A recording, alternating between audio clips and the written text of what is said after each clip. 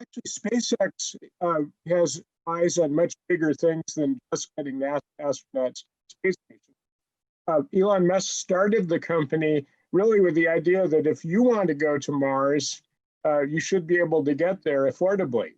So his long-term goal and the goal of SpaceX is to create spacecraft that will make traveling to the moon and planets, especially Mars, affordable so anybody who really wants to do it could actually buy their way there.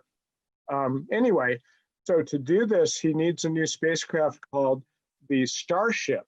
And that's that big thing you see in the middle. It's actually two. On the top is Starship, and on the bottom is a big stage called Super Heavy. And those two would be able to be the basis for getting around the solar system. We see next to them on the right, the Falcon 9, which is the same rocket that was used to launch the Dragon Capsule. On the left, the Apollo Saturn V system that took astronauts to the moon. So it's a gigantic spacecraft. This is a mock-up of a full-size Starship, the upper stage, that could carry 100 people into space. This was unveiled a little over a year ago in Texas. SpaceX actually has 3 different plants that are building Starships. One is in Boca Chica, Texas, near the south border of Texas. Another one is at Cape Canaveral, not far from where they launched the Dragon. And then there's a third in the port of Los Angeles that is going to build components too. That's a new factory. But this is actually what SpaceX is really working on around the clock. And you may have heard in the news that there was some kind of big explosion of something just about the time the astronauts launched. And I thought I'd explain what was going on. In Boca Chica, Texas, there's a test program to develop this new capability. Nobody knows how to build a rocket this big, but Elon Musk has some good ideas. They've developed an engine called the Raptor engine, which is the most powerful engine now in the US inventory. And this strange looking device was something called Starhopper. It's as wide as a Starship, but it was only 40 feet high. But nevertheless, over a year ago, it was able to take off, hover, and land, just like they did with tests before they developed the Falcon 9 rocket. So this is real hardware they've flown. But after that, they started building larger versions. So this is as big as a Starship without the crew section on the front. But the idea of this is to test the fueling system and the engine.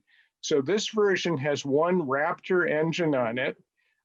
Eventually, Starship will have 32 engines on it. So it'll be an incredibly powerful rocket.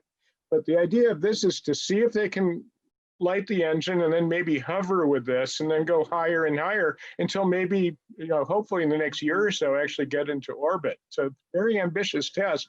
But so far, 3 of these have destroyed themselves. They blow up when they launch the engine, or during a fueling test, one collapsed. However, people had their hopes up for this. This SN4, as it's called, the 4th Starship test, was a lot more refined than other ones. And here's a picture Elon Musk took looking up at a Raptor engine. Even he was pretty excited about this test. But let's see what happened. They fired this times, but after the 4th test, it started venting fuel and, wait for it,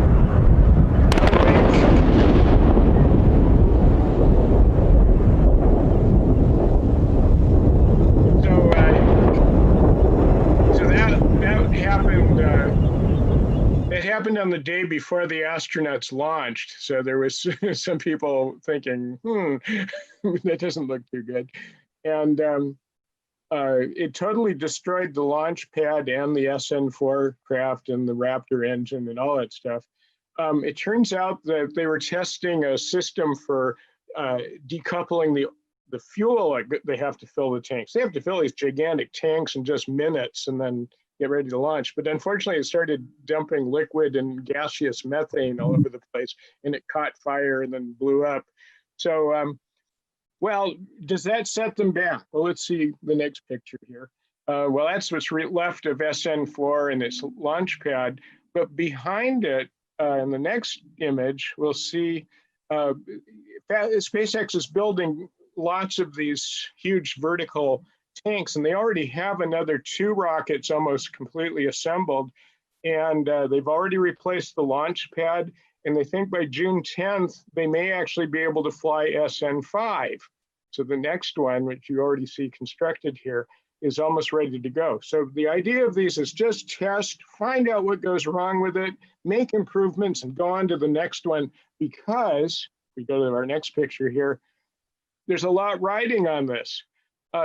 Elon Musk has already sold a ticket around the moon to a Japanese business person who wants to take 20 of his artist friends or something, and he's underwriting a lot of this. So what you see, that big silver one, is a lunar or orbiting Starship, which could fly, conceivably in 3 years or so, although this has to be perfected.